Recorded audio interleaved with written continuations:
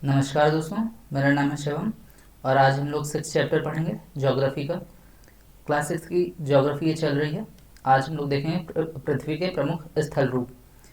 देखिए, प्रकृति का सबसे बड़ा नियम है परिवर्तन। तो इसी तरह पृथ्वी के सतह में भी परिवर्तन होता रहता है। हम पृथ्वी की सतह के बहुत विभिन्न रूपों को जानते हैं, देखते हैं।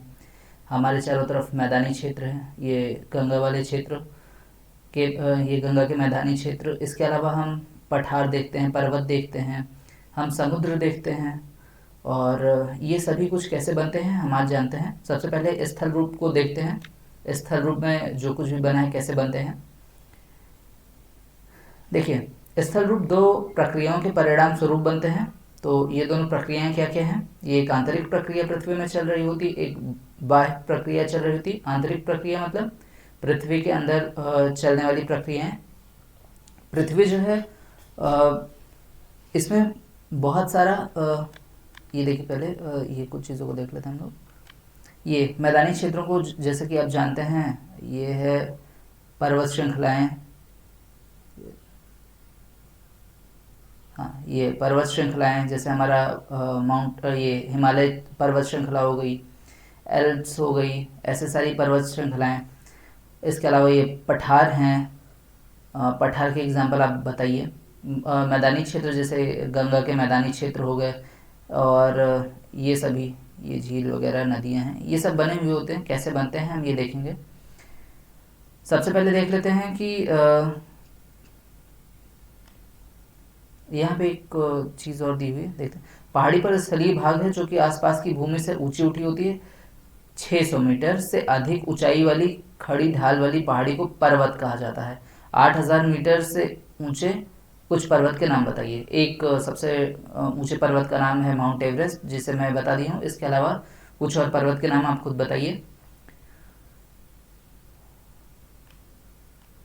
ये देखिए, पहली अंदरूनी प्रक्रियाएं। पृथ्वी के अंदर जो प्रक्रियाएं चल रही होती हैं, आंतरिक प्रक्रियाएं, जैसे बहुत सारा मैग्मा भरा होता है पृथ्वी के अंदर। अ, तो वो मैग्मा बाहर आता है ज्वालामुखी के रूप में। तो और इसके अलावा भी लगातार पृथ्वी अपना अ, आकार बदल रही होती है। तो ये सभी आंतरिक प्रक्रियाएं चल रही होती हैं, इसे हम देखते हैं। वायु प्रक्रिया क्या है, जो बाहर चल रही होती है, जैसे धूप के कारण बारिश हो रही होती है, पानी के बहाव के कारण या हवा के कारण ये अप्रदन होता है, निक्षेपण होता है। तो इन ये अप्रदन और निक्षेपण, इन सारी प्रक्रियाओं के कारण जो पृथ्वी के सतह पर चीज़ें बनती हैं, उसको वायु प्रक्रिया कहते हैं। तो दो प्रकार की प्रक्रियाएं हो गई। एक आंतरिक प्रक्रिया, दूसरी बाह्य प्रक्रिया। ठीक है। और बाह्य प्रक्रिया ये है, आंतरिक प्रक्रिया भी हम देखते हैं। पहले पर्वत देख लेते हैं। पर्वत जो है, आंतरिक प्रक्रिया जो भी हो रही होती है पृथ्वी के अंदर, उसी के कारण पर्वत बनते हैं। ये पर्वत पृथ्वी की सतह पर प्राकृतिक ऊंचाई है। पर्वत का शिखर छोटा तथा आधार चौड़ा होता है। यह आसपास के क्षेत्र में बहुत ऊंचा है। कुछ पहाड़ बादलों से भी ऊंचे होते हैं। जैसे कि आप ऊंचाई पर जाएंगे, जलवायु ठंडी होती जाती है। ये चीज़ हम पहले चैप्टर्स में भी पढ़ चुके हैं। यहाँ पे एक डायग्राम बना हुआ है कि पहाड़ कैसे बनते हैं, पर्वत कैसे बनते हैं। कुछ पर्वतों पर हमेशा जमी रहने वाली बर्फ की नदियाँ होती हैं, जिन्हें हिमानी कहा जाता है, जिनसे हमारी नदियों में पानी आते हैं। इंग्लिश में इन्हें ग्लेशियर्स कहा जाता है। कुछ ऐसे भी पर्वत होते हैं जो समुद्र के भीतर होते हैं, जिसे आप देख नहीं सकते। जैसा कि हमारा ये हिमालय है। तो हिमालय ही बढ़ते बढ़ते आगे अंडमान और निकोबार आइलैंड्स के रूप में दिखाई देता है। तो अंडमान और निकोबार जो है, ये हिमालय का ही एक्सटेंशन है। ये हिमालय से ही बढ़ता हुआ आगे इसी का एक भाग है, जो कि समुद्र के अंदर के पर्वत हैं। और ये हमें जो है समुद्र के ऊपर के कुछ भाग दिखाई देते हैं। यहाँ पे ऐसे ऐसे हम देखते हैं। ये मान लीजिए, ये समुद्र के अंदर, ये है हमारा समुद्र। ठीक है। तो इसके अंदर ये जो कुछ भाग है ये दिखाई देता है, ये आइलैंड्स के रूप में मिलता है। तो और ये धीरे धीरे निक्षेपण इसका हो जाता है, धीरे अप्रदन हो जाता है। और इन सब के कारण ये एक भूभाग के तरीके से हमें दिखाई देते हैं। तो ये हो गए समुद्र के भीतर जो पर्वत होते हैं, ये उनके एग्जाम्पल हो गए। अंडमान और निकोबार द्वीप समूह। कठोर जलवायु होने के कारण पर्वतीय क्षेत्रों में बहुत कम लोग निवास करते हैं, क्योंकि वहाँ पे हवा भी कम होती है, और हवा कम होने के कारण लोगों को सांस लेने में भी तकलीफ होती है। इसके अलावा वहाँ पे बहुत ज़्यादा चीज़ें नहीं उगती हैं, जिसके कारण खाने पीने की समस्या तो होती ही है। वहाँ पर धरातल खड़ी ढाल वाला क्षेत्र होता है तथा कृषि योग्य भूमि की कमी होती है। कृषि योग्य भूमि की कमी होगी तो बहुत सारी चीज़ें उगाई नहीं जा सकेंगी और खाने पीने की किल्लत हो जाती है। पर्वत एक रेखा के क्रम में भी व्यवस्थित हो सकते हैं, जिनको श्रृंखला कहते हैं। जैसे हमारी हिमालय की श्रृंखला है, एल्प्स हैं और एंडीज वगैरह हैं, तो ये सभी हो गए। बहुत सी पर्वतीय तंत्र समानांतर श्रृंखलाओं के क्रम में होते हैं, जो सैकड़ों किलोमीटर में फैले हुए होते हैं। ये ऐसे समझ लीजिए आप, ये हो गया, फिर ये ऐसे ऊपर छोटे होते रहते हैं, ठीक है। ये इन्हीं को श्रृंखला कहा जाता है। पर्वत श्रृंखलाएं बहुत सारी, जैसे हमारा माउंट एवरेस्ट है, यहीं पे कैलाश शिखर है, और कंचनजंगा है, इधर ही कहीं कंचनजंगा भी है, K2 माउंटेन्स हैं। तो ये सभी जो है एक पर्वत श्रृंखला के अंदर अंतर्गत आते हैं। जैसे ये हिमालय पर्वत श्रृंखला है। फिर यहाँ पे कुछ एग्जांपल दिए हुए, ये देख लीजिए। हिमालय हो गया, अल्प्स हो गया, एंडीज हो गया। ये हिमालय कहाँ पे है? एशिया में है। एल्प्स कहाँ पे है? यूरोप में है। और ये एंडीज दक्षिण अमेरिका में है। ये पिछले वीडियो में भी आपको मैंने बताया था, एंडीज हो गया। और उत्तर अमेरिका में रॉकीज हैं, उन्हें भी देख लीजिएगा। पर्वतों की ऊंचाई एवं आकार में भिन्नता होती है। पर्वत 3 प्रकार के होते हैं: वलित पर्वत यानी फोल्ड माउंटेन्स, भ्रंशोत्थ पर्वत यानी ब्लॉक माउंटेन्स, और ज्वालामुखी पर्वत यानी ये जैसे वॉल्केनो माउंटेन्स, ये किलिमंजारो इसके एग्जाम्पल हैं। हिमालय तथा अल्प्स वलित पर्वत हैं यानी फोल्ड माउंटेन्स हैं। फोल्ड माउंटेन्स जैसे फोल्ड माउंटेन्स कैसे बनते हैं?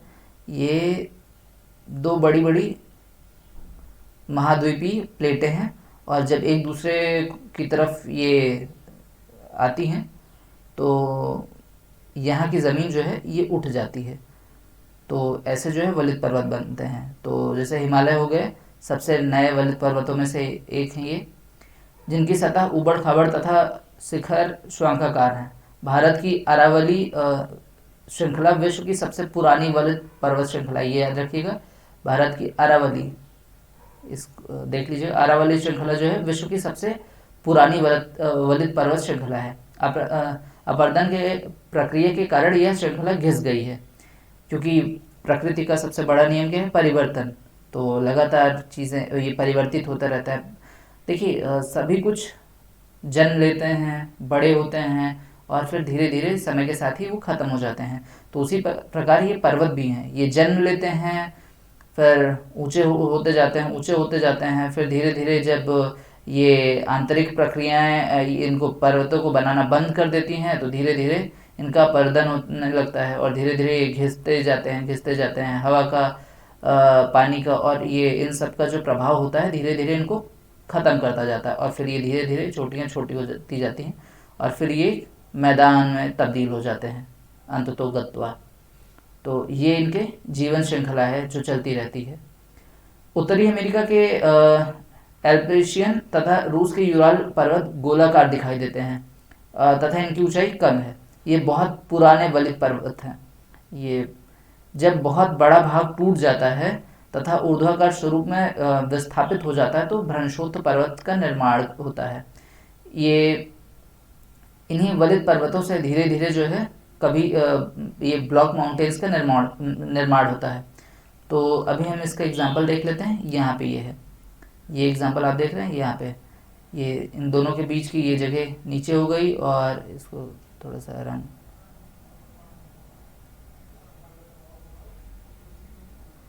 लाल देते हैं, ठीक है। तो ये देखिए, ये ऊपर हो गया, और इसके बीच में यहाँ से ये नीचे चला गया। इसके कारण क्या हो गया कि ये भ्रंशोत्थ पर्वत का एग्जाम्पल है, ठीक है। तो ऊपर उठे हुए खंड को उत्खंड हॉस्ट कहते हैं, तथा नीचे धसे हुए खंड को द्रोणिक भ्रंश यानी ग्राबेन कहा जाता है। यूरोप की राइन घाटी तथा वॉसेज पर्वत इस तरह पर्वत तंत्र के उदाहरण हैं। तो ये उदाहरण याद रखिएगा, राइन घाटी हो गया और वॉसेज पर्वत हो गया। तो ये क्या है, ये ब्लॉक माउंटेन्स के एग्जाम्पल हैं। एटलस में दिए गए विश्व मानचित्र से उनकी स्थिति को देखें तथा इस प्रकार के एटलस हम लोग अलग से देखेंगे। तो जितने चीज़ें अभी पढ़ रहे हैं ये सब एटलस में देखेंगे फिर। तो ये ज्वालामुखी पर्वत देख लीजिए, ज्वालामुखी क्रियाओं के कारण बनते हैं। अफ्रीका का माउंट किलिमंजारो मैंने पहले भी बताया था, जापान का फुजियामा, इस तरह के पर्वतों के उदाहरण हैं। पर्वत बहुत लाभदायक होते हैं, पर्वत जल के संग्रहगार होते हैं। ठीक है, जैसे ये जो जितने भी ग्लेशियर्स होते हैं ये इन्हीं पर्वतों में होते हैं, क्योंकि बहुत ज़्यादा ऊंचाई पे यहाँ पे कहीं स्नो लाइन होती है। तो इसके ऊपर, स्नो लाइन के ऊपर जितना पानी होता है ये सब जमा हुआ होता है।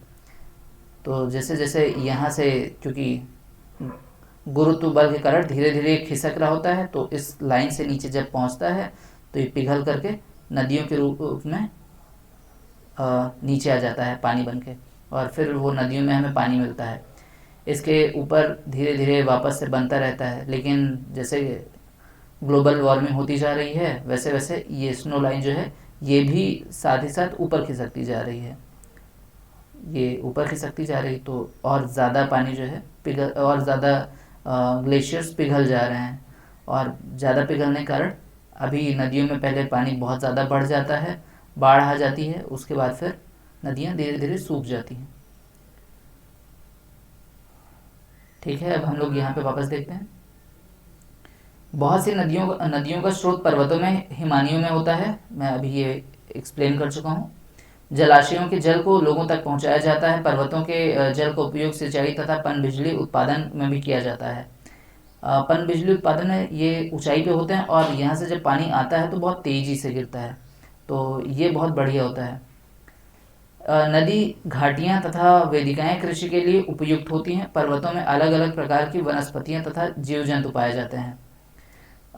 वनों से हम ईंधन, चारा, आश्रय तथा दूसरे उत्पाद, गोंद, रेजिन इत्यादि प्राप्त होता है। ठीक है, सैलानियों के लिए पर्वतीय भाग उपयुक्त स्थान है। ये देख लीजिएगा, ये हम पर्वतों के बारे में जितना जानना था जान चुके हैं। अभी हम और आगे देखते हैं। ये एग्जाम्पल हम देख लेते हैं ज्वालामुखी पर्वत के। ये ज्वालामुखी पर्वत है। ये यहाँ से कई बार जब फट जाता है, काफ़ी जगह खाली रह जाती है, तो सेंडर कोन बनता है। यहाँ पे एक लेक बन जाती है, झील बन जाती है। ऐसे किसी झील का एग्जाम्पल आपको पता हो तो बताइए। यहाँ देखिए, ये मैग्मा है। मैग्मा अत्यधिक दबाव के कारण ऊपर उठता जाता है और फिर यहाँ पे विस्फोट कर जाता है, और फिर यहाँ से लावा बहता रहता है, और फिर ये इकट्ठा होता जाता है और ये बढ़ता जाता है। इसी तरह धीरे धीरे इस पर्वत का निर्माण होता है, ज्वालामुखी पर्वत का निर्माण होता है। अब हम लोग देखते हैं पठार उठी हुई सपाट भूमि होती है। ठीक है, पठारों को के बारे में आप पहले भी कई जगह पढ़ चुके होंगे, देख चुके होंगे। जैसे तिब्बत के पठार सबसे ज़्यादा न्यूज़ में भी रहते हैं, और सबसे ज़्यादा सुना भी होगा आप लोगों के द्वारा। यह आसपास के क्षेत्रों से अधिक उठा हुआ है। अभी ये पठार आप पढ़ेंगे तो समझ में आ जाएगा कि तिब्बत पे चीन ने क्यों कब्जा करके रखा है। यहाँ आसपास के क्षेत्रों में अधिक उठा हुआ होता है तथा ऊपरी भाग मेज के समान सपाट होता है। किसी पठार के एक या एक से अधिक किनारे होते हैं जिनके ढाल खड़े होते हैं। यहाँ पे एग्जाम्पल दिए हुए, ये देखिए, ये ढाल हैं इसके, एकदम सीधे तीखे ढाल। पठारों की ऊंचाई प्रायः कुछ 100 मीटर से लेकर कई हजार मीटर तक हो सकती है। जैसे तिब्बत के पठार हो गए। पठारों की तरह पठार भी नए या पुराने हो सकते हैं। भारत में दक्कन पठार बहुत पुराने पठारों में से एक है। केन्या, तंजानिया तथा युगांडा का पूर्वी अफ्रीकी पठार एवं ऑस्ट्रेलिया का पश्चिमी पठार इस प्रकार के उदाहरण हैं। तिब्बत का पठार ये दिए हुए है, ये आप देख लीजिए चित्र हम लोग को। ठीक है, आप चित्र 5.1 देख लीजिएगा, पिछले वाले वीडियो में है। ये विश्व का सबसे ऊंचा पठार है, जिसकी ऊंचाई माध्य समुद्र तल से 4000 से 6000 मीटर तक है। मतलब ये बहुत ऊंचे पर्वतों के बराबर है। पठार बहुत उपयोगी होते हैं, क्योंकि ये वो कारण है जिसके कारण चीन जो है इन पे कब्जा करके रखा है। उनके खनिजों की प्रचुरता होती है। यही कारण है कि विश्व के बहुत से खनन क्षेत्र पठारी भागों में स्थित हैं। ठीक है, क्योंकि पठारों में बहुत ज़्यादा खनिज होते हैं। तो अफ्रीका का पठार सोना ये एवं हीरो के खनन के लिए प्रसिद्ध है। भारत में छोटा नागपुर के पठार में लोहा, कोयला तथा मैंगनीज के बहुत बड़े भंडार पाए गए हैं। पठारी क्षेत्रों में बहुत से जलप्रपात हो सकते हैं, क्योंकि ये बहुत ऊंचे होते हैं। तो यहाँ से जो भी नदियाँ बहती हैं, मान लीजिए यहाँ से गिर रही हैं, तो ये सीधे गिरती हैं, तो ये एक अच्छे जलप्रपात की तरह बहुत खूबसूरत जलप्रपात बन जाते हैं यहाँ पे। क्योंकि यहाँ नदियाँ ऊंचाई से गिरती हैं, तो भारत में छोटा नागपुर पठार पर स्वर्ण रेखा नदी में स्थित हुंडरू जलप्रपात, कर्नाटक में जोग जलप्रपात इस प्रकार के जलप्रपातों के उदाहरण हैं। फिर लावा पठारों में काली मिट्टी की प्रचुरता होती है। ये काली मिट्टी कपास की खेती के लिए बहुत ही अच्छी मानी जाती है, जो उपजाऊ है एवं खेती के लिए काफ़ी अच्छी होती है। कई पठारों में रमणीय स्थल होते हैं जो कि पर्यटकों को आकर्षित करते हैं। फिर अब हम मैदान देख लेते हैं। मैदान में तो आप लोग रहते ही हैं, तो मैदान को बहुत अच्छे से समझते हैं और इसे जानते भी हैं। और यही वो भाग है जहाँ पे सबसे ज़्यादा जनसंख्या रहती है विश्व की। मैदानी समतल भूमि के बहुत बड़े भाग होते हैं। वे सामान्यतः माध्य समुद्री तल से 200 मीटर से अधिक ऊंचे नहीं होते हैं। कुछ मैदान काफ़ी समतल होते हैं, कुछ उर्मिल तथा तरंगित हो सकते हैं। अधिकांश मैदान नदियों तथा उनकी सहायक नदियों द्वारा बने हैं। जैसे गंगा और गंगा की सहायक नदियों द्वारा बनाए गए मैदान। इसके अलावा सिंधु नदी है, उसकी और उसके सहायक नदियों द्वारा बनाए गए मैदान। और ये सभी जो हैं मैदान बहुत पुरानी सभ्यताओं को पोषित किए हैं, और ये यहीं पे सबसे पुरानी सभ्यताएं फली फूली हैं। फिर नदियाँ पर्वतों के ढालों पर नीचे की ओर बहती हैं तथा उन्हें अपरदित कर देती हैं। वे अपरदित पदार्थों को अपने साथ आगे की ओर ले जाती हैं। अपने साथ ढोए जाने वाले पदार्थ जैसे पत्थर हो गए, बालू, सिल्ट को वे घाटियों पर निक्षेपित कर देती हैं। इन्हीं निक्षेपों से मैदान का निर्माण होता है। सामान्यतः मैदान बहुत अधिक उपजाऊ होते हैं और यहीं पर सबसे ज़्यादा खेती होती है। फिर यहाँ परिवहन के लिए सबसे अच्छे साधन का निर्माण करना आसान होता है, इसलिए ये मैदान विश्व के सबसे अधिक जनसंख्या वाले भाग होते हैं। नदियों के द्वारा बनाए गए कुछ बड़े मैदान एशिया तथा उत्तरी अमेरिका में पाए जाते हैं। एशिया में स्थित भारत में गंगा एवं ब्रह्मपुत्र का मैदान तथा चीन में यांगसी नदी के मैदान इसके प्रमुख उदाहरण हैं। चीन की ज़्यादातर जनसंख्या इन्हीं मैदानों के आसपास रहती है। मैदान में मनुष्य के रहने के लिए सबसे उपयोगी क्षेत्र होते हैं। यहाँ की जनसंख्या बहुत अधिक होती है, क्योंकि मकानों के बनाने तथा खेती के लिए यहाँ समतल भूमि की प्रचुरता होती है। उपजाऊ मिट्टी के कारण यह भाग खेती के लिए काफ़ी उपयुक्त होता है। धीरे धीरे जब मिट्टी कटती रहती है और फिर एक के ऊपर एक परत जमा होती रहती है, तो वो धीरे धीरे उपजाऊ बन जाती है। भारत में गंगा का मैदान देश में सबसे अधिक जनसंख्या वाला क्षेत्र है। जहाँ भी बड़ी बड़ी नदियाँ मैदान बनाती हैं, वो सभी क्षेत्र जनसंख्या वाला क्षेत्र बन जाता है, क्योंकि वहाँ पे बहुत सारी सुविधाएं होती हैं। हमारे लिए पानी होते हैं जो नदियों द्वारा मिलते हैं, हमारे लिए हवा होती है, और रहने के लिए सही मैदान होता है। और जीव मंडल के बारे में हम लोग पढ़े थे पिछले कुछ क्लासेस में, तो जीव मंडल के सबसे अच्छे उदाहरण यही वो भाग हैं। फिर है स्थल रूप एवं लोक। देखते हैं, स्थल रूपों की भिन्नता के अनुरूप ही मानव विभिन्न प्रकार के जीवन यापन करते हैं। पर्वतीय क्षेत्रों का जीवन कठिन होता है, क्योंकि वहाँ पे हवा और ऐसे बहुत सारी चीज़ों की कमी होती है, जिससे जीवन को आसान बनाया जा सकता है।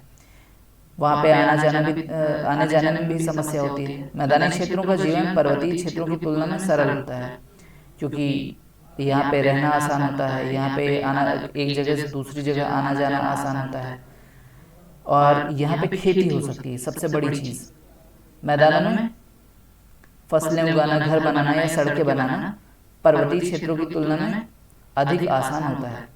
विभिन्न प्रकार के स्थल रूपों पर रहने वाले लोगों का रहन सहन तरीकों में कुछ अंतर होता है, क्योंकि आप उनमें कुछ अंतरों को बता सकते हैं। कभी कभी प्राकृतिक आपदाएं जैसे भूकंप, ज्वालामुखी, उद्गार, तूफान एवं बाढ़ बहुत विनाश कर देते हैं। इन्हीं बाढ़ों से जो है नदियों के किनारे इन सभी प्लेन्स या इन सभी मैदानों का निर्माण होता है। ये नदी है, जब बारिश का मौसम आता है और पानी इसमें बढ़ जाता है तो ये इसका पानी काफ़ी दूर तक फैल जाता है। तो ये अपने साथ जो मिट्टी लेके आती है तो वो यहाँ पे छोड़ जाती है, और ये मिट्टी बहुत ही उपजाऊ मिट्टी होती है। तो यहाँ पे बाढ़ जितनी विनाशकारी होती है उतनी ही ज़्यादा बढ़िया भी होती है खेतों के लिए। इन आकस्मिक घटनाओं के बारे में जागरूकता पैदा करके हम इनमें आने वाले खतरों को कम कर सकते हैं। हम कितने तरीकों से जल एवं स्थल का उपयोग में ले आ सकते हैं, इसका पता हम अपने आसपास के क्षेत्रों में लगा सकते हैं। प्रायः हम स्थल का उपयोग गलत तरीके से करते हैं, जैसे उपजाऊ भूमि पर मकान का निर्माण करना। इसी प्रकार हम लोग कूड़ा किसी भी भूमि पर यानी पानी में फेंक देते हैं, जो कि उन्हें गंदा कर देता है। हम ये चीज़ पहले भी देख चुके हैं कि ये पिछले क्लासेस में मैंने बात की थी कि पन्नी को जो है कहीं भी ना फेंकिए। जैसे पन्नी है, ये एक बड़ा सा थैला है, तो इसके छोटे छोटे भाग जो हैं वो मिट्टी में मिल जाते हैं और मिट्टी को नुकसान पहुंचा रहे होते हैं। धीरे धीरे वो खाद्य श्रृंखला में भी जुड़ जाते हैं और वो हमारे लिए कैंसर जैसी घातक बीमारियों का कारण बन सकते हैं। तो अपने आसपास पन्नियों को खुले में ना फेंकें, पन्नी को रिसाइकिल करने के लिए फेंकें। और जितना आप जागरूक रहेंगे उतना ही पर्यावरण सही होगा और उतना ही हमारे लिए फायदा है। हमें प्रकृति के इन महत्वपूर्ण वरदान का उपयोग इस प्रकार नहीं करना चाहिए। उपलब्ध भूमि केवल हमारे ही उपयोग के लिए नहीं है, यह हमारा कर्तव्य है कि हम आने वाली पीढ़ियों के लिए प्रकृति को सुरक्षित रखें। और सस्टेनेबल डेवलपमेंट बहुत ज़्यादा ज़रूरी है, उस पर मैंने एक क्लास लेने के लिए बोला है। आने वाले कुछ टाइम में हम उस पर एक क्लास लेंगे। UN द्वारा जो भी सस्टेनेबल डेवलपमेंट गोल्स हैं, SDGs, उस पर एक क्लास लेंगे।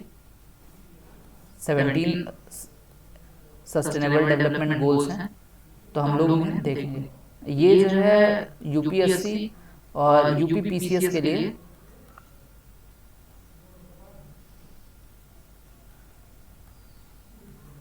ये इम्पॉर्टेंट है, तो इसे हम लोग आने वाले क्लासेस में देख लेंगे। ठीक है, इसी के साथ ये क्लास समाप्त होती है।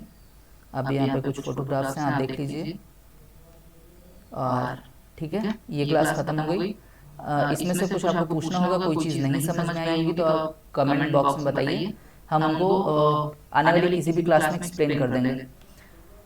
और इसी के साथ आप बने रहिए, सारे पीछे की जितनी भी क्लासेस हैं उनको देखिए और लाइक करना, सब्सक्राइब करना और शेयर करना मत भूलिए। थैंक यू, और हम लोग मिलते हैं नेक्स्ट क्लास में। धन्यवाद।